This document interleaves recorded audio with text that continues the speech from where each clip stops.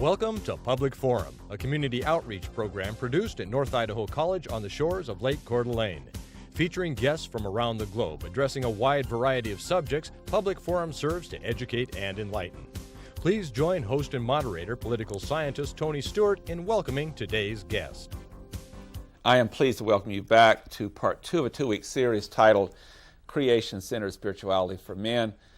Our guest last week was most informative. It was just a fascinating conversation about this important subject. And so this is a two-week series dealing with men and their attitudes and spirituality. And later we're going to deal with a number of women's issues with representatives from the Women's Center in our area and also from Spokane. But I want to welcome back today Richard Coles, who is a businessman in Kootenai County. He is in the real estate business. He was trained in the priesthood. He's served on a number of very important civic and nonprofit organizations such as Hospice for North Idaho, and served a 6-year term on the school board in Post Falls. And Richard, welcome back to the program. You were so articulate last week, and thank you for taking time to help us with understanding this very important subject. Thanks for having me here. And always I'm pleased to have Janelle Burke, our regular panelist, and she is an attorney in the state of Idaho, and she will continue our questioning on this subject for the second week.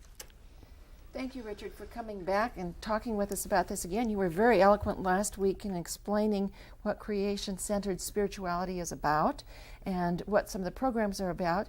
We are all acquainted with a lot of programs for women of various kinds, but we're not very much acquainted with programs for men. And one of the reasons that the program that you are sponsoring or that you've been involved with is up and going is because of the fears that men sometimes have. Can you tell us what some of those fears are that men in today's society have and reasons why they would want to get in touch again with their inner self and with creation? Well, what I would say is my own speculation, but I think the greatest fear that men have is to reveal something about themselves, to really let the world or someone else see who they are. There isn't any training for that kind of thing in our culture. Schools, I also taught for almost 15 years in secondary schools.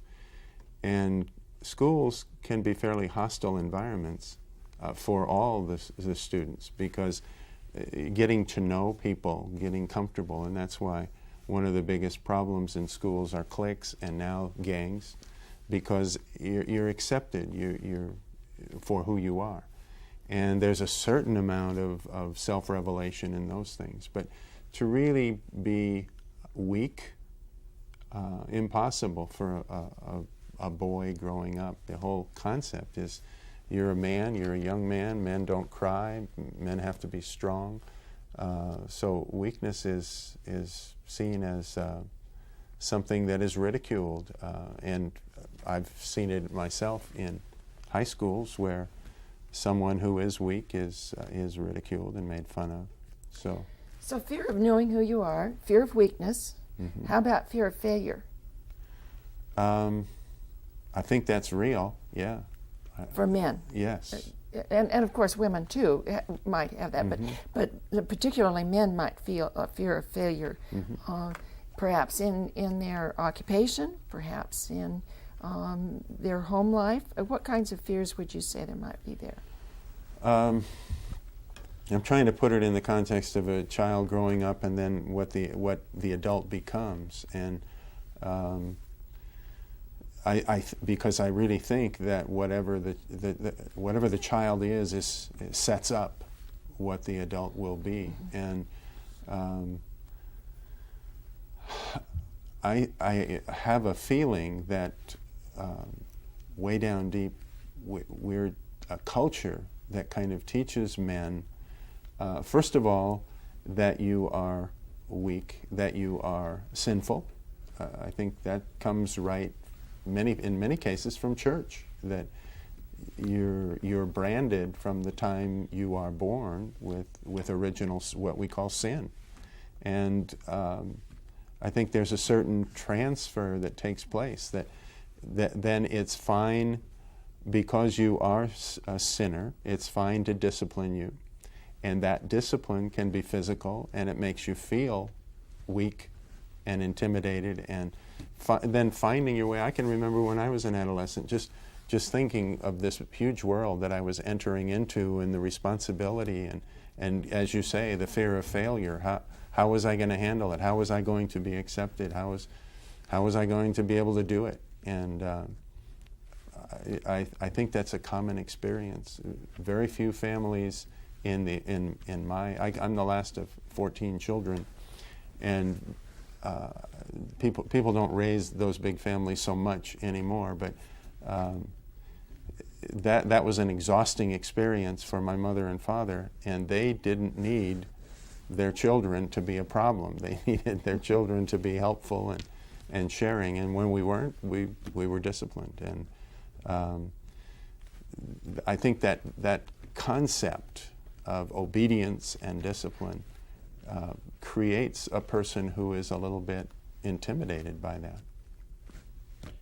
On the program last week, part of the discussion was that people who go to the retreat, the men who go to the retreat and get more, I guess one would say, in touch with themselves and also communicate with other men, they come back, like in your case, Jean, your wife, and she talks about, I guess, that she can see changes and differences, but that to lead up to another point, that is, when you gave us the literature and Brother Joe, when he talks about these issues, and that Janelle has talked about fear of being rejected or abandoned or hurt or judged, fear of intimacy, not being adequate, or fear of being shamed, or fear of betrayal, or oftentimes afraid to be alone or in solitude. How does that relate to, in your discussions you have with other women, for example, when as you gain more and more knowledge about what men's challenges are, don't women oftentimes are more willing to openly express their fears? And am I right or wrong in saying if you do recognize those fears, you can address them more than if you have them, but as men you don't discuss them much? I think there's, and once again I'm just a layman, but I think there's a difference in the kind of fear that women experience and that of which men. My background, I was an employment counselor for 6 years for the state of Idaho, and what I found happen frequently, the men would come in and their fear, having lost a job, was who am I? I don't any longer have a value because I'm unemployed. The women were fearful because of insecurity. Not personal insecurity, but how are we going to feed the children? How are we going to be able to meet the bills that we have coming in? A very, very practical kind of insecurity. And as a matter of fact, what I would see is the woman would actually prod the man to get the man to say how we were going to solve the financial problems that we had. And if she could shake the man, if she could get him nervous because he didn't have answers, that would make her feel worse. It would actually escalate the problem. But it was innate. She had to keep pressing because she wanted answers, and also because she needed to feel secure. I thought it was a very interesting experience for me to perceive that, actually have that happen, and have the men come in and say that, essentially. In the work that Brother Joe does and with your group, and you've had now several retreats. In fact, I said last week that you'd recently had one before this program airs. What does he say, or what does he do? He must be a quite effective leader, because the retreats have been very successful for you who've been involved. What does he say to all of you about addressing those fears? Again, I'm not privy to all the processes you've been through, but does he start out by asking you to recognize the fears and then address the fears? How does he address those that I have just identified? My interpretation would be that he creates an environment that is free and open and caring, sensitive, and he creates an opportunity for people then to share, if they choose, what their life experience has been in relationship to fear. One area, for example, that is very important to men is their relationship with their father. And last retreat, I had the privilege of my oldest son coming to the retreat with me. And there were just a dozen of us, but the other men on the retreat were really impressed with the relationship that I had with my son. They would like to have had that relationship with their father, and they're hoping to build that kind of relationship with any children that they have. And I really think that that's one of the key elements of personal growth, is to come to terms with yourself. And when you do that, you come to terms with your relationship with your parents. For women, it's father and mother. I think for men, I think the father is sort of leads the way for how the man is going to be. I think there's an awful lot of control that's exerted by the father without even intending that. I have a follow-up question. When I was president of Hospice North Idaho, and you and I served at the same time, I chose to go one evening for a long session with the bereavement committee. It's very important to understand the process, and I watched our great talented staff work with people in grief. And as the session would start, there were some members that were grieving were very open and very powerful therapy was underway. Others would sit there and would not. Absolutely, they were just so internal with their grief. But as they watched others, they started opening up and healing as best as you could under those circumstances. Like one woman lost her 18-year-old son in an accident. Is the treat somewhat that way, that some men open up earlier, and as other men see how valuable that is and how trusting that they will probably open up and do things they wouldn't if they didn't have these, I guess you might call them leaders within the group? Some men open up. Some men just have a really good experience, and there's a very low attrition rate. Men want to come back. I think if we were there for a week, we'd probably get a lot more emotional. But just during the time that we have, I don't think the emotion is all that intense. What it does do is it allows people to come to terms with some of their feelings. Some of the men express those feelings, but many of them don't. They just recognize them in themselves.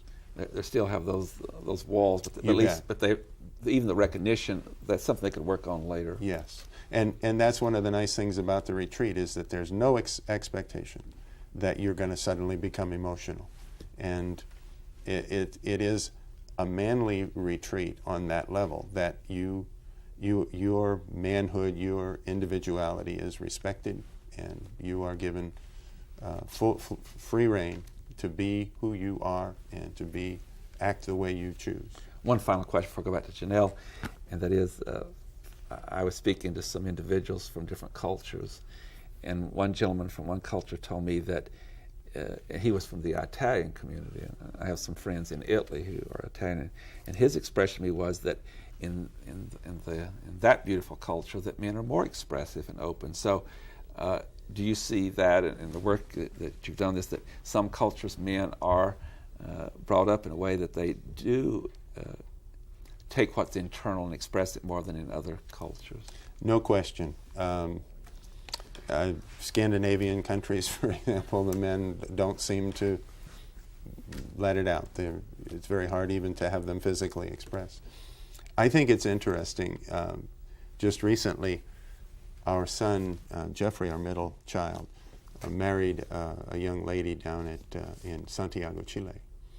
And we went down for a ceremony last year for the blessing of the rings, and then this year they were married, and we went down for that.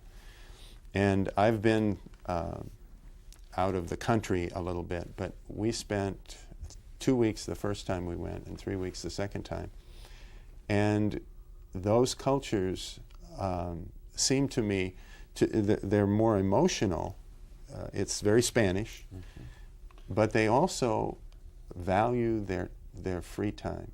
So, for example, they take 2 hours to eat a lunch. And, I mean, here we pride ourselves on 10-minute lunches, you know. If we're real generous, 30 minutes. McDonald's and Burger King and Kentucky Fried Chicken, those places, that's what they're all about. They have it there ready for you to go, and you're off, and then you're back to work. And on the other hand, they stay awake until midnight, 1, 2 o'clock in the morning, and their day is entirely different from ours. And I really question whether there's a health issue with how we pressure ourselves, you know. And then when we come home, I didn't find them watching television very much. And you know, I can't say it's a healthier society, although there certainly wasn't the crime and violence in Chile that we experience in our larger cities. Santiago is a city of 6 million people, and there are areas that you don't want to go to, but it isn't. I felt very safe walking the streets everywhere. Thank you, Janelle Burke. That's very interesting. My next question is a general question again, but it's one about relationships between men and women. When men feel more secure in themselves and have spent some time really looking at their relationships with other people, do you think they're better companions for the women in their lives, for their families, for in their employment situation? In all other kinds of circumstances, do you think it helps to be secure in yourself as a man? Very much so. But you raise an interesting issue that I think the issue of one partner wanting to change the other partner to be what they need them to be, it's paradoxical, because the changes that my wife has made in me, or that I have volunteered with her suggestion to make, those have been really good changes for me. They've made me feel better about myself. They've made me a better man and a better husband and a better father.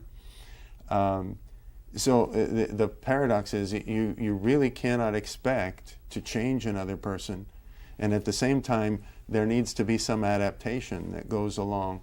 And when it happens, and it happens freely, it's beautiful. It really is a gift that you've given the other person.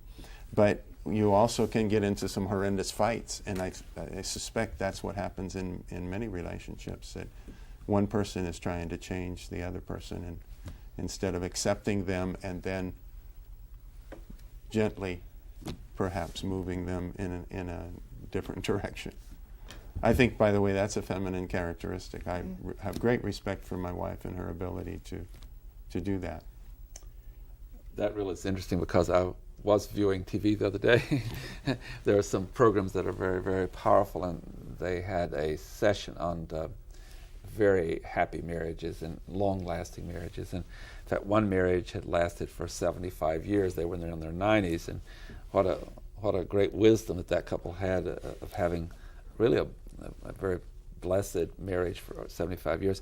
Anyway, one of the experts on this particular program said that in studying all this analysis and what you're talking about, and again, this program's about men and them finding themselves and their spirituality, but that then of course relates to relationships with women also, but that one of the things that caused marriages to be so bliss and happy was that when each member of that, both the man and the woman, each one worked very, very hard to do things to please the other one rather than just for themselves. And so it was giving back and forth, but that there was such joy and happiness when your spouse saw that you were really doing things to try to make them happy. So I just bring that in a kind of footnote from what you've been saying. Yeah, and I would add to that the goal of the retreat is to, of course, help men on their own spiritual journey.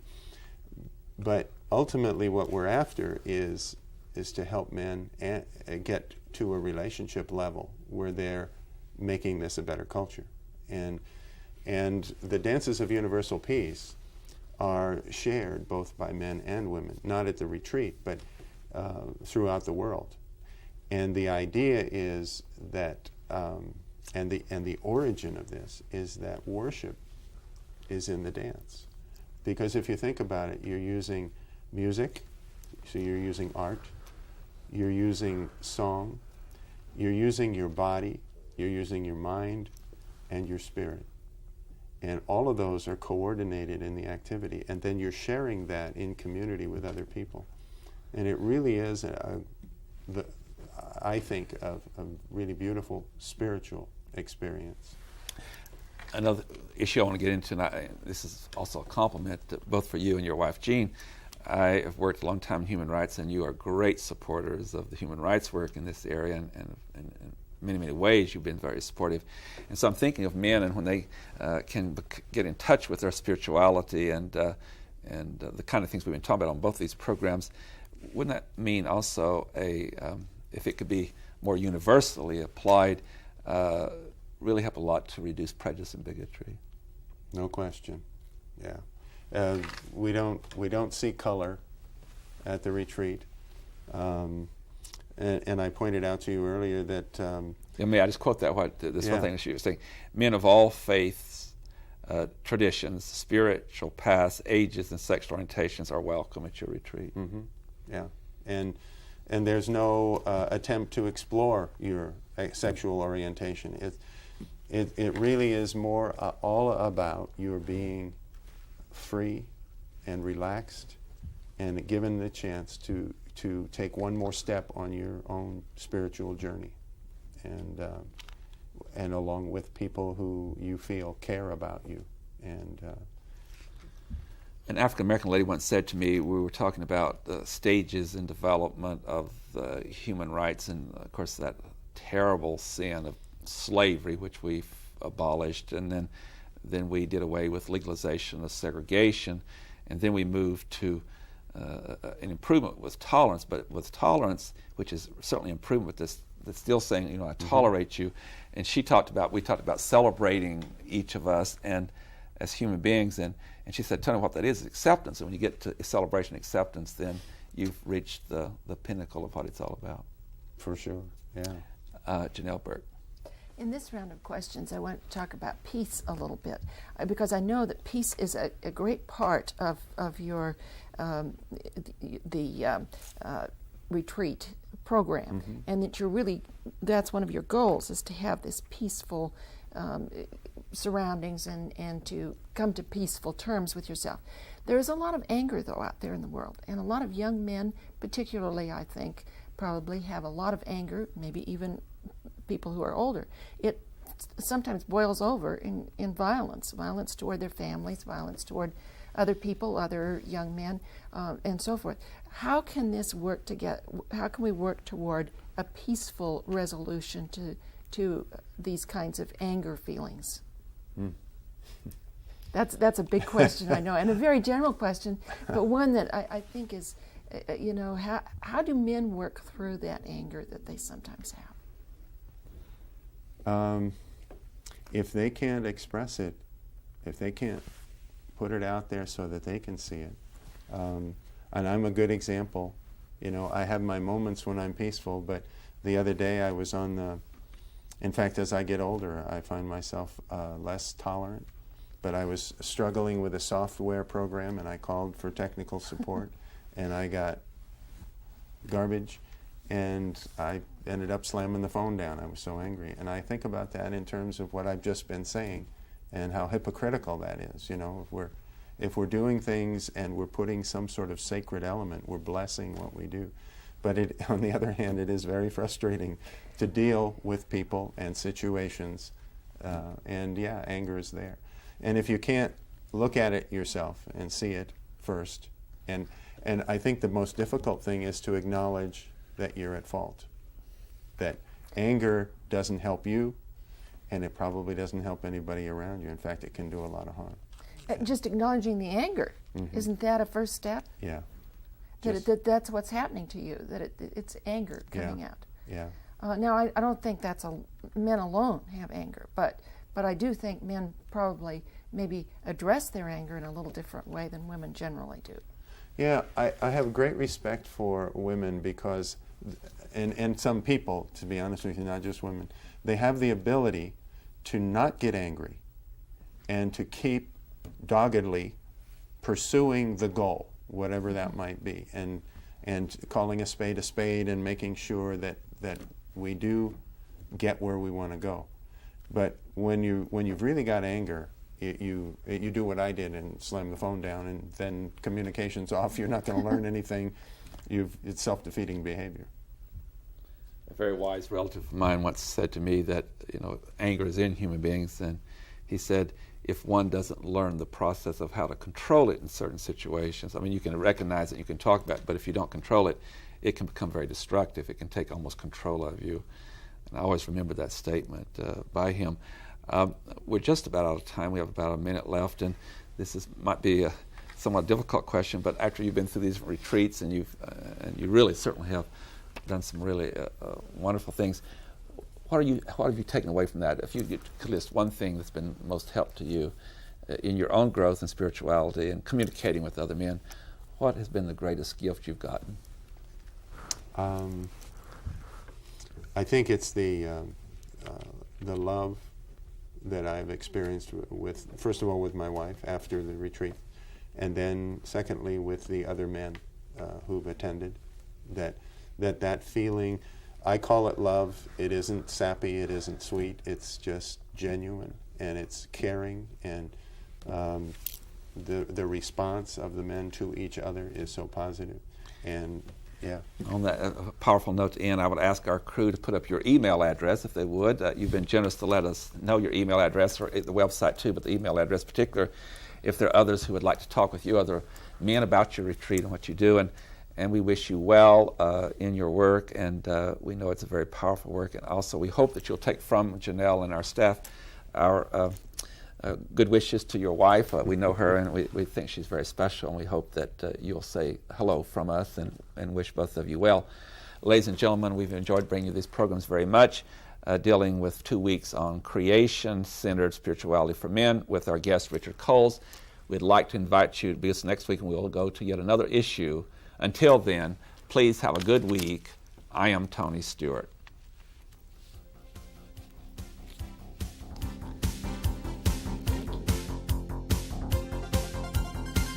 Recorded on the campus of North Idaho College, Public Forum is the longest-running in-house college production on PBS. Each episode is pre-recorded live and is an educational outreach from North Idaho College. Please join us at this same time next week for another edition of Public Forum on this public television station.